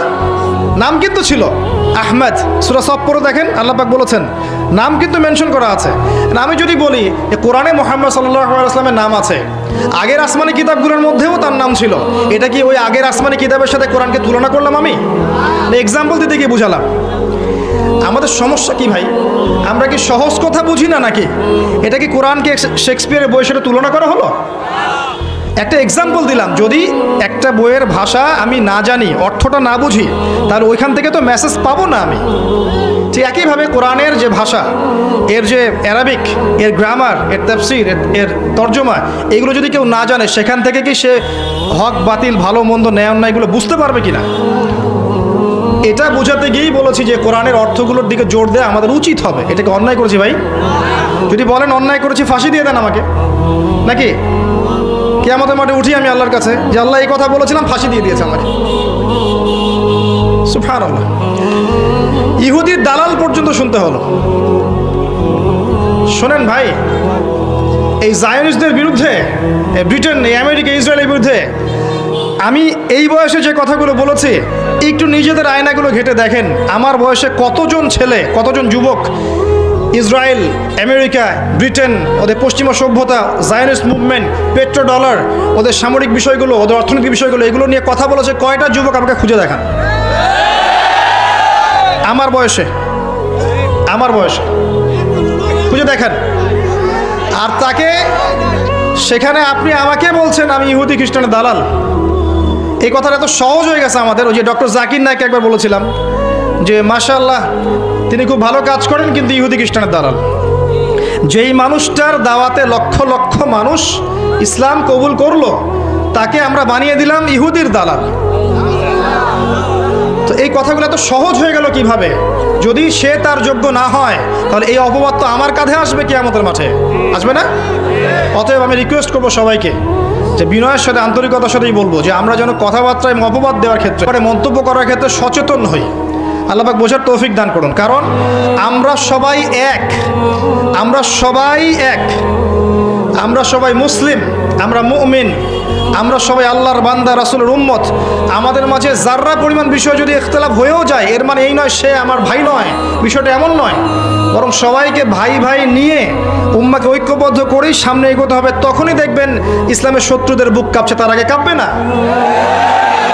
আর যদি আমরা আপোষেভাবে মিল মহব্বত বাদ দিয়ে একে অপরের পিছনে কাদা ছোড়াছড়ি করতে থাকি, তাহলে কি হবে জানেন? তাহলে হাসতে হাসতে ওরা আমাদের উপর ডমিনেশন করে ফেলবে, আমরা কিচ্ছু করতে পারবো না। আল্লাহ পাক এই সহজ বিষয়গুলো বোঝার আমাদেরকে তৌফিক দান করুন। আমরা সবাই একে অপরের ভাই, একে অপরের কল্যাণকামী। আমরা যেন সবাই একে অপরের কল্যাণকামী হয়ে কাঁধে কাঁধ মিলিয়ে আল্লাহর দিনের জন্য কাজ করি। আল্লাহ পাক তৌফিক এনায়েত করুন, আমিন। এবং আল্লাহ পাক বুঝে না বুঝে, যারা বুঝে বা না বুঝে যারা বিকৃতভাবে উপস্থাপন করেছে বা অন্যের কাছে তুলে ধরেছে, যার ফলে তারা বিভ্রান্ত হয়েছে, আল্লাহ পাক সবাইকে যেন মাফ করে দেয়, আমি দোয়া করছি আল্লাহুম্মা আমিন। এবং হেদায়েত দান করে আল্লাহুম্মা আমিন। ইউটিউবারদেরকে বলবো, প্রচার করার সময় 100% আমানতদারিতার পরিচয় দিবেন এবং সৎ থাকবেন, যেন আপনার ভুল প্রচারে এমন কিছু প্রচার না হয় যাতে উম্মার ক্ষতি হয়ে যায়, উম্মার মাঝে ফাটল সৃষ্টি হয়, একজন আলেম আরেকজন আলেমের বিরুদ্ধে ভুল মন্তব্য করে ফেলে। এগুলো কোনো কোনো ক্ষেত্রে সামাজিক মাধ্যমের ত্রুটির কারণে হয়ে থাকে। আল্লাহ পাক যেন বোঝার তৌফিক দান করেন। স্মার্ট হন, হিকমার সাথে ঠান্ডা মাথায় দিনের কাজ করেন। আল্লাহ পাক এই উম্মাহকে কল্যাণ দিবেন, বরকত দিবেন ইনশাআল্লাহু আযজা ওয়া জাল, আমিন। এরপর কি করবেন? অবশ্যই আপনি কোরআনের অর্থ বোঝার চেষ্টা করেন, তারপর আদেশ মানবেন, নিষেধ বর্জন করবেন, কোরআনের দাওয়াত মানুষের কাছে পৌঁছাবেন। ইনশাআল্লাহ তখন দেখবেন আল্লাহর জমিনে আল্লাহর বিধান ইনশাআল্লাহ প্রতিষ্ঠিত হবেই হবে ইনশাআল্লাহ তাআলা। আল্লাহ পাক আমাদের সবাইকে কোরআন এবং রাসূলুল্লাহ সাল্লাল্লাহু আলাইহি ওয়াসাল্লামের সুন্নাহ অনুযায়ী জীবনযাপন করার তৌফিক ইনায়েত করুন, আমিন। শিরক থেকে বাঁচিয়ে রাখুন, আমিন। তাওহীদে থাকার তৌফিক দান করুন, আল্লাহুম্মা আমিন। রাসূলুল্লাহ সাল্লাল্লাহু আলাইহি ওয়াসাল্লামকে উসওয়াতুল হাসানাহ মানার তৌফিক দান করুন, হালাল হারাম মেনে চলার তৌফিক দান করুন। আমাদের মধ্যে যারা অসুস্থ আছে আল্লাহ পাক সবাইকে শেফায়ে কামেলা দান করুন, যারা মারা গেছেন আল্লাহ পাক সবাইকে মাফ করে দিন। মাদ্রাসার বিষয়ে দান এর হাত প্রশস্ত করার আল্লাহ পাক আমাদেরকে তৌফিক দান করুন, আমিন। সবাইকে অনুরোধ করছি আমি যে মাদ্রাসার বিষয়ে আপনারা আপনাদের দানের হাতকে প্রশস্ত করবেন এবং যার যা আছে, যার যতটুকু সামর্থ্য আছে আল্লাহর ওয়াস্তে আল্লাহর দ্বীনের প্রতিষ্ঠানকে খেদমতের আঞ্জাম দেওয়ার চেষ্টা করেন। আল্লাহ পাক আপনাকে তৌফিক এনায়েত করুন, আমিন। আচ্ছা, কিছু প্রশ্ন আছে আমার কাছে, যদিও আমি আসলে প্রশ্নোত্তর পর্ব অ্যাভয়েড করি, কারণ আমি মুফতি নই আর আমার এত কিছু বলার আসলে উচিত হবে না। যেগুলো আমি সহজ বলতে পারবো সেগুলো বলবো, যেগুলো আমি পারবো না সেগুলো আলেম ওলামার কাছ থেকে অবশ্যই জেনে নেবেন। একটা প্রশ্ন আছে যে কোরআনে তাবলীগ করার ব্যাপারে কিছু বলা হয়েছে কিনা? অবশ্যই বলা হয়েছে। ইয়া আইয়ুহার রাসূল, হে রাসূল, বাল্লিগ মা উনজিলা ইলাইকা মির রাব্বিক, তোমার কাছে তোমার রবের পক্ষ থেকে যা এসেছে এটার তাবলীগ করো। অবশ্যই তাবলীগ করবেন। একটা প্রশ্ন আছে, ওই যে প্রেম নিয়ে প্রশ্ন করেছেন একজন আর কি, যে যুবকরা যে প্রেম করে এই বিষয়ে বলেন কিছু। হ্যাঁ, প্রেম করবেন, সমস্যা কি? বিয়ে করে প্রেম করবেন, আর বিয়ের আগে প্রেম করবেন বইয়ের সাথে। কার সাথে? এই যে বই কিতাব, বিয়ের আগে বউ না, বই। বিয়ের আগে প্রেম করবেন বইয়ের সাথে, বই, বুক, কিতাব। সারাদিন পড়াশোনায় থাকবেন, বই যেন আপনার আপন, এমনভাবে প্রেম করবেন। মাকে ভালোবাসেন, বোনকে ভালোবাসবেন, বাবাকে ভালোবাসবেন, দেশকে ভালোবাসেন, জাতিকে উম্মাকে ভালোবাসেন। বিয়ের পরে স্ত্রীর সাথে প্রেম করবেন, কোনো সমস্যা নেই। বিয়ের আগে করতে যায় না, এটা জেনা। বিয়ের আগে করতে যায় না, সেটা জেনা। যদি সেটা সহি প্রেমও হয় সেটাও করতে যায় না। সহি প্রেম তো বোঝেন, এখন অনেক দিনী ভাই দিনী বোন অনলাইনে প্রেম করেন, মেসেঞ্জারে, হোয়াটসঅ্যাপে, অন্যান্যভাবে। এগুলো আবার সহি নাম দিয়েছে অনেকে আর কি। তো এগুলোতে লিপ্ত হবেন না, নিজে পবিত্র থাকেন, আল্লাহ পাক পবিত্র স্ত্রী দান করবেন ইনশাআল্লাহ তাআলা। আর সত্যিকারের ভালোবাসা সৃষ্টি হবে ইনশাআল্লাহ বিয়ের পর। ওমর রাদিয়াল্লাহু আনহুর মতো একজন শাসক যদি থাকতো না, তাহলে সব ডান্ডা মেরে ঠান্ডা করে ফেলানো যেত। এক ব্যক্তি উটের পিঠে একটা বোঝা চাপিয়ে দিয়েছিল, ওমর রাদিয়াল্লাহু আনহু যুগের কথা বলছে। উটের পিঠে বোঝা চাপিয়ে দিয়েছে, এই বোঝায় উট চলতে পারছে না, নুয়ে পড়ছে। উমর রাদিয়াল্লাহু আনহুর হাতে একটা লাঠি ছিল, এই লাঠি দিয়ে সেই ব্যক্তিকে ডেকে তিনি দুটো মাইট দিলেন। দেওয়ার পরে ওই ব্যক্তি বলছে, বিআইয়ি যামবিন আমিরুল মুমিনিন, কোন পাপের কারণে আমাকে মারলেন হে আমিরুল মুমিনিন? তিনি বলছেন যে তুমি কি জানো না যে নবী সাল্লাল্লাহু আলাইহি ওয়াসাল্লাম পশু প্রাণীর অধিকার নিয়ে কথা বলেছেন? তোমার পিঠে যদি এই বোঝা চাপাতাম তুমি কি নিতে পারতে? তোমার কি এই পশু বা প্রাণীর প্রতি কোনো দয়া মনোভাব নাই? এর কোনো হক নাই তোমার কাছে? এত সূক্ষ্ম ছিল তার বিচার, এত সূক্ষ্ম ছিল। আপনারা জানেন না, মনে পড়ে না ওই ঘটনা যে মায়ের বাচ্চারা না খেয়ে শুয়ে আছে, কান্নাকাটি করছে। আমিরুল মুমিনিন ছদ্মবেশে রাত্রেবেলা ঘুরে বেড়াতেন। যখন দেখলেন যে শিশু কান্না করছে, জিজ্ঞাসা করলেন কেন কান্না করছে? বলছেন ফিল আল জু আমিরুল মুমিনিন, ক্ষুধার কারণে। হাদা ওয়াল্লাহি হাদা বাইনি ওয়া বাইনা ওমর, আল্লাহর কসম করে বলছি এটা ওমর আর আমার মাঝখানের ব্যাপার। এই মহিলা বলছে। ওমর রাদিয়াল্লাহু আনহুর কলিজাটা কেঁপে উঠেছিল। তিনি বলেছেন আল ফারাজুন করিব ফান্তাজিরি, অপেক্ষা করো হে আমার বোন, নিশ্চয়ই উদ্ধার নিকটেই। ফরজন করিব। তিনি ওখান থেকে চলে গেলেন মদিনায় হেঁটে হেঁটে।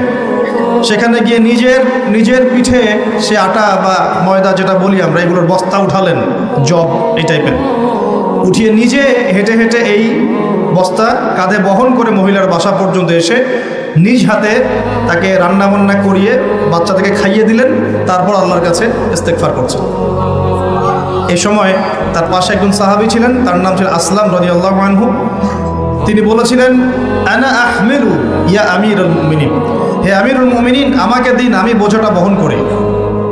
তখন উমর রাদিয়াল্লাহু আনহু যে কথাটা বলেছিলেন, এই একটা কথাই পুরো বিশ্বের পলিটিক্যাল সিস্টেম পরিবর্তন করার জন্য যথেষ্ট। এই একটা শব্দ, এই একটা কথা।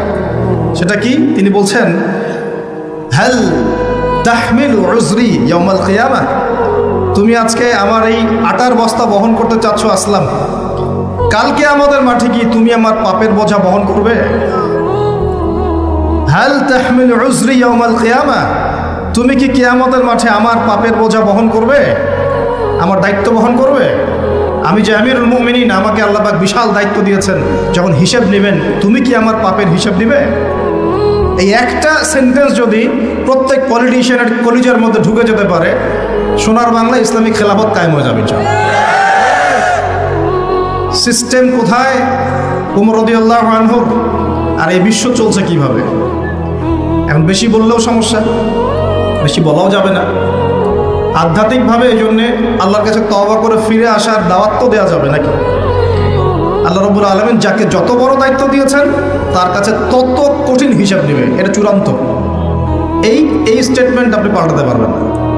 আল্লাহ পাক যাকে যত বড় দায়িত্ব দিয়েছেন তার কাছ থেকে তত বড় হিসাব নেবেন। যার দায়িত্ব যত কম তার হিসাব তত আসান। হিসাব কঠিন হবে মূলত দুই শ্রেণীর মানুষের। এক, যারা এই যে আমরা দ্বীন ইসলামের রিপ্রেজেন্টেটিভ, দিনের আলেম, দিনের বক্তা, দিনের দায়ী, দিনের মুফতি, মুহাদ্দিস, মুফাসসির, আমাদের হিসাব কঠিন। আর সেই দিনের কাণ্ডারি হয়ে দিনকে আজকে কোনো জায়গায় রঙ্গমঞ্চ বানিয়ে ফেলা হয়েছে। একটু ভয়ও করে না, বুকটাও কাঁপে না। ওয়াজ মাহফিল স্টেজে বসে মানুষকে দিনের নসিহত করার তো দূরের কথা, ডিজে জিকির শেখানো হচ্ছে, উল্টাপাল্টা জিকির শেখানো হচ্ছে, লাফালাফি করা হচ্ছে, হাসি তামাশার পাত্র বানানো হচ্ছে, ট্রল করা হচ্ছে, ফাইজলামি শুরু করেছে ওয়াজ মাহফিল নিয়ে। 1 ঘন্টা 1.5 ঘন্টা মানুষ কথা বলবে, দূর দূরান্ত থেকে মানুষ এসেছে। প্রতিটা সেকেন্ড এবং মিনিট এখানে ইম্পর্টেন্ট। মানুষ এসেছে একটা কনস্ট্রাকটিভ কোনো বিষয়ে আলোচনা শুনতে। ওই বেহুদা মার্কা জিকির দেখতে এসেছে, লাফালাফি লাভঝাপ দেখতে এসেছে। তারা এখানে ফাইজলামি করতে আসছে, মাথা ঝাঁকাচ্ছে আর হুহা করছে আর গান গাচ্ছে আর গীত গাচ্ছে আর কি যে করতেছে, আস্তাগফিরুল্লাহ, কি একটা অবস্থা। এগুলো ইসলাম? আপনাদের মনে হয় নবী সাল্লাল্লাহু আলাইহি ওয়াসাল্লাম মসজিদ নববীতে বসে এগুলো করতেন? আর সাহাবীরা বসে থাকতেন সামনে এভাবে? চিন্তা করা যায়। আর সমকালীন প্রেক্ষাপটে যে বড় বড় ইস্যুগুলো আছে এগুলোকে সম্পূর্ণ এড়িয়ে গিয়ে এমন কিছু বিষয় নিয়ে সময় অতিক্রম করা হয়, টাইম পাস করা হয়, যেগুলোর সাথে বর্তমান প্রেক্ষাপটে কোনো সম্পর্কই না। কার মাসিকের কি মাসালা, কার হাইজ নেফাসের কি মাসালা হলো, হ্যাঁ, বাসায় 2টা আয়না থাকলে 2টা আয়নাতেই চেহারা দেখার সময় কি দোয়া পড়তে হবে? কত কি মানুষের মাথায়, কত ইম্পর্টেন্ট প্রশ্ন এখন মানুষের, কত প্রশ্ন, খুঁটিনাটি। চুল কিভাবে কতটুকু লম্বা করতে হবে, হ্যাঁ 3 ভাগ খেতে বলা হয়েছে পেটের, যদি একটু বেশি খেয়ে ফেলি, 1 ভাগ খেতে বলা হয়েছে, একটু বেশি খেয়ে ফেললে কি গোনা হবে? হ্যাঁ, একটা মেয়ের দিকে এক দৃষ্টিতে তাকানো যায়, যদি আমি 2 মিনিট তাকাই তাহলে কি গোনা হবে? কত প্রশ্ন, কত ইম্পর্টেন্ট প্রশ্ন, মেয়েলি প্রশ্ন। কি একটা অবস্থা, কি অবস্থা! ইম্পর্টেন্ট ইস্যুগুলো কোথায়? এখনকার বিশ্বে, চলমান বিশ্বের সবচেয়ে ইম্পর্টেন্ট ইস্যু চলছে এখন মূলত 3টা। কয়টা? একটা চলে গেছে করোনা ইস্যু, এটা একটা ওয়ার্ল্ড অ্যাফেয়ার্সের বড় ইস্যু ছিল। এখন চলছে ইউক্রেন রাশিয়ার ইস্যু, যেটার সাথে পুরো বিশ্বের অর্থনৈতিক সিস্টেম জড়িত আছে এবং পুরো বিশ্বের মধ্যে বড় ম্যাসাকার একটা যুদ্ধ জড়িত আছে, যেটা যদি হয়, আল্লাহ না করুক, পুরো বিশ্ব জুড়ে, তাহলে বিশ্বের বড় বড় রাষ্ট্রগুলোরও পতন হয়ে যেতে পারে, আল্লাহ ভালো জানে। জনগণের অবস্থা খুব খারাপ হবে। একটা মেজর ইস্যু চলছে ইউক্রেন রাশিয়া ইস্যু। এখানে মুসলিমদের কি ভূমিকা, মুসলিম দেশগুলোর কি ভূমিকা, বৈশ্বিক সংকটে আমরা কিভাবে সার্ভাইভ করব, কিভাবে সার্ভাইভ করব, এগুলো কোনো ইস্যুই না এখন। এই জ্ঞানই তো নাই মাথায়, এ কারণেই তো টাইম পাস করতেছে বসে বসে। টাইম পাস করলে তো হাদিয়া দিবেন। আপনারা তো দেখতে চান কতক্ষণ ওয়াজ করলো, কি ওয়াজ করলো সেটা তো আপনার জানার বিষয় না। অডিয়েন্স দেখতে চায় কতক্ষণ ওয়াজ করলো, মাহফিল কমিটি দেখতে চায় কতক্ষণ ওয়াজ করলো, কি বলছে সেটা তো ফ্যাক্ট না আপনার কাছে। আধা ঘন্টার লেকচারে মানুষ এত দামি কথা বলতে পারে, যেটা মানুষ একদিন লেকচার করে দিলেও দিতে পারবে। এবং যার যত বেশি জ্ঞানের গভীরতা, তার কথা তত সংক্ষিপ্ত হয়। একটা হাদিসের মধ্যে আসছে, রাসূল সাল্লাল্লাহু আলাইহি ওয়াসাল্লাম একজন সাহাবী বলেছেন, এটা আসার হাদিস না, এটা আসার, সাহাবীদের একটা চিহ্ন, তাদের থেকে আসছে। তারা বলছেন, যখন তোমরা দেখবে জুমার খুতবা হচ্ছে খুব লম্বা, অনেক লম্বা খুতবা হচ্ছে, নামাজ খুব সংক্ষিপ্ত, তখন বুঝবা ওই যুগটা হচ্ছে অজ্ঞদের যুগ। কিসের যুগ? কারণ অজ্ঞদেরকে বোঝাতে অনেক সময় লাগবে। একটা বিষয়, সহজ বিষয় বোঝাতে অনেক সময় লাগবে, কারণ কিছুই বোঝে না তারা, প্রত্যেকটা বিষয় খুঁটিনাটি বোঝাতে হয়। আর যখন দেখবে যে জুমার খুতবা হচ্ছে সংক্ষিপ্ত, নামাজটা হচ্ছে লম্বা, বুঝবে এই যুগটা জ্ঞানী মানুষদের যুগ। কারণ জ্ঞানী মানুষদেরকে বেশি কথা বলতে হয় না, টাচ দিলে বুঝতে পারে কি বলতে যাচ্ছে তারা, কি ওয়াজ করতেছে, কি ওয়াজ করতেছে সেটা বড় কথা না, কতক্ষণ ওয়াজ করছে এটা এখন বড় কথা হয়ে গেছে। তো এগুলো চলছে, এই মেজর ইস্যু, যেটার সাথে পুরো বিশ্বের অর্থনীতি, রাজনীতি, সমরনীতি, ফাইন্যান্স, গ্যাসের দাম, তেলের দাম, ভোগ্য পণ্যের দাম, নিত্য প্রয়োজনীয় পণ্যের দাম, রেমিটেন্স, আপনার ডলার রিজার্ভ, মুদ্রাস্ফীতি, সব জড়িত হয়ে আছে ইউক্রেন রাশিয়া ইস্যুর সাথে। সব কিছু জড়িত এই ইস্যুটার সাথে, কোনো আলাপ নাই। আচ্ছা, ওটা বাদ দেন, আমাদের না ওটা। এখন টাটকা ইস্যু চলছে কোরআন পুড়িয়ে দেয়া, চলছে না? পশ্চিমারা কোরআন পুড়িয়ে দিচ্ছে। কোরআনের প্রতি এত ক্ষোভ কেন? কেন পোড়াচ্ছে? এটা কি ওদের বাক স্বাধীনতা? এখন কি মানবতা বিরোধী অপরাধ হচ্ছে না? এটা কি সন্ত্রাসবাদ নয়? এটা কি নব্য সাদা চামড়ার জঙ্গিবাদ নয়? এটা কি ব্লাসফেমি নয়? ধর্মর অবমাননা নয়? এই কাজটা যদি আমরা করতাম, আমরা যদি আল্লাহ না করুক, আমরা তো করবো না, কারণ আমরা এসবে যাই না। আমাদের মধ্যে কোনো মুসলিম ভাই আল্লাহ না করুক যদি অন্য কোনো ধর্মগ্রন্থ পুরাতো, তাহলে আপনার কি মনে হয় অবস্থা এমন থাকতো? টুটি চিপে ধরতো, কলার চিপে ধরতো। এখন কিছু হয় না, এখন ব্লাসফেমি হয় না, মানবতার বিরোধী অপরাধ হয় না, এটা সন্ত্রাসবাদ না, এটা জঙ্গিবাদ না। তারা যে সারা বিশ্বে প্রত্যেক মুসলিম কান্ট্রিতে লক্ষ লক্ষ মুসলিম ভাই বোনদেরকে হত্যা করছে, এটা জঙ্গিবাদ না, এটা সন্ত্রাসবাদ না। ওরা তো ছেলেদের বিয়ে করে, নেকটা হয়ে ঘোরাফেরা করে, উলঙ্গ হয়ে ঘোরাফেরা করে। ওদের সমাজে এক একটা মেয়ে বিয়ের আগে 10 বার করে সেক্স করে, কমপক্ষে এক একটা ছেলে বিয়ের আগে 10-20টা মেয়ের সাথে সাধভোগ করে। ওরা আমাদেরকে শেখায় এখন সভ্যতা কাকে বলে, ওরা আমাদেরকে শেখায় জ্ঞান কিভাবে শিখতে হবে, ওরা আমাদেরকে যে মতবাদ শেখায় আমরা সেটা কাট পেস্ট করে প্রয়োগ করি। সব কিছু ওদের থেকে আসতেছে আমাদের এখানে। আমরা আমাদের গায়রত, কোরআন এবং সুন্নাহ আদর্শ হারিয়ে ফেললাম, এতই দুর্বল হয়ে গেলাম। ওরা যে কোরআন পুড়িয়ে দিচ্ছে, এই ইস্যু নিয়ে কয়টা ওয়াজ শুনেছেন? কয়টা প্রশ্ন শুনেছেন? মানুষের প্রশ্ন মাশাআল্লাহ, এত সূক্ষ্ম প্রশ্ন। ভাই সুবহান রাব্বিয়াল আযীম 3 বার জায়গায় 4 বার পড়লে কি গুনাহ হবে? কি বিশাল প্রশ্ন আপনার, মানে এই প্রশ্নের উত্তর না জানলে অবস্থা খারাপ হয়ে যেত। একজন আমাকে বলেছিল যে এত হাইথটের বিষয় নিয়ে, টপিক নিয়ে কথা বলার কি দরকার, ওযু আর গোসলের মাসালা শেখানো যায় না, এটা বলতেছে। হ্যাঁ, খুব অ্যাগ্রেসিভ আমার প্রতি, পারলে মাইট দেয় আমাকে। তখন তা বললাম যে সারা জীবন কি ওযু আর গোসলের মাসালাই শিখবেন? এটা তো মানুষ ওই নুরানি ক্লাসে শিখে শেষ করে, বক্তব্যে শিখে শেষ করে ওযু কেমন করে করতে হয়, গোসল কেমন করে করতে হয়। একটা সময় মুসলিমরা পুরো বিশ্বকে নেতৃত্ব দিত, মানে আমরা যদি বিশ্বের কোনো দেশকে বলতাম ওঠো, ওরা উঠতো, বসতে বলতাম বসো, বসতো। এই জায়গায় আমরা ছিলাম একদিন 2 দিন না, প্রায় 1200 বছর। কত বছর? 1200 বছর। এই জেনারেশন কি এই কথাটা জানে সত্যি? এই জেনারেশনের কত পার্সেন্ট মানুষ এটা জানে? কত পার্সেন্ট যুবক এটা জানে যে আমাদের শেকড় কোথায়? এই উপমহাদেশে ইসলাম কিভাবে এসেছে, ইউরোপে ইসলাম কিভাবে গেছে, ওরা কিভাবে ইসলাম বিদ্বেষী হলো, কয়টা ক্রুসেড হয়েছে, কয়টা ক্রুসেড তারা লঞ্চ করেছিল, কতবার তারা আমাদের উপর আক্রমণ করেছে, কেন তারা পুরো বিশ্ব জুড়ে মুসলিমদেরকে আজকে মেরে ফেলতে চায়, ডমিনেট করতে চায়, কেন চায়, উদ্দেশ্য কি ওদের, কেন কোরআন পুড়িয়ে দিচ্ছে, এর সাথে কি শত্রুতা? আল্লাহ পাক কোরআনকে বলছেন যে ওয়ালাকাদ সাররাফনা ফি হাযাল কুরআন লিন-নাস মিন কুল্লি মাসাল, আমি এই কোরআনের মধ্যে মানব জাতির জন্য সমস্ত বিষয় বর্ণনা করেছি। বলেন সুবহানাল্লাহ। আল্লাহ পাক বলছেন ওয়া নাযালনা আলাইকাল কিতাব, হে নবী আমি তোমার প্রতি এমন কিতাব নাযিল করেছি তিবিয়ানান লিকুল্লি শাই, যে কিতাবটা প্রতিটা বিষয়কে ব্যাখ্যা করবে। ওয়া হুদা ওয়া রাহমাতান, এটা হেদায়েত এবং এটা রহমত। ওয়া বুশরা লিল মুসলিমিন, মুসলিমদের জন্য এটা বুশরা, সুসংবাদ। তো এত সুসংবাদে পরিপূর্ণ বইটাকে কেন পড়াচ্ছে তারা? কার প্রতি বিদ্বেষ? কেন কোরআনকে সহ্য করতে পারছে না? কারণ কোরআন ওদের সমকামিতার বিরুদ্ধে, কোরআন ওদের সুদের বিরুদ্ধে, কোরআন ওদের জুলুমের বিরুদ্ধে। কোরআন পৃথিবীর সমস্ত জুলুমের বিরুদ্ধে দাঁড়িয়ে যাবে। কোরআন পর্নোগ্রাফির বিরুদ্ধে, কোরআন এই জিনার বিরুদ্ধে, কোরআন ওদের সমস্ত নোংরামির বিরুদ্ধে। এই কারণেই কোরআনের সাথে এত শত্রুতা। ওরা সারা বিশ্ব জুড়ে চুরি আর ডাকাতি করছে, কোরআন তার বিরুদ্ধে। সারা বিশ্ব জুড়ে শিরক ছড়িয়ে দিচ্ছে, কোরআন তার বিরুদ্ধে। সারা বিশ্বরা মতবাদ ছড়িয়ে দিচ্ছে যে আল্লাহর পুত্র আছে ঈসা আলাইহিস সালাম, নাউযুবিল্লাহ, কোরআন তার বিরুদ্ধে। তারা মুহাম্মদ সাল্লাল্লাহু আলাইহি ওয়াসাল্লাম এবং তার সুন্নতকে অস্বীকার করে, কোরআন তার পক্ষে। কোরআনে বলা হচ্ছে যে আল্লাহর জমিনে আল্লাহ পাকের দিনটা প্রতিষ্ঠা করতে হবে, ওরা তার বিপক্ষে। এই সমস্ত কারণে ওরা কোরআনকে জ্বালিয়ে দিতে চায়। এখন কোরআনে কখনো বলা আছে নিরপরাধ কোনো মানুষকে হত্যা করতে হবে? এইরকম একটা কিতাবকে তারা কেন পড়াচ্ছে? এই ইস্যু নিয়ে কতগুলো ওয়াজ মাহফিল শুনেছেন, কয়টা প্রশ্ন শুনেছেন?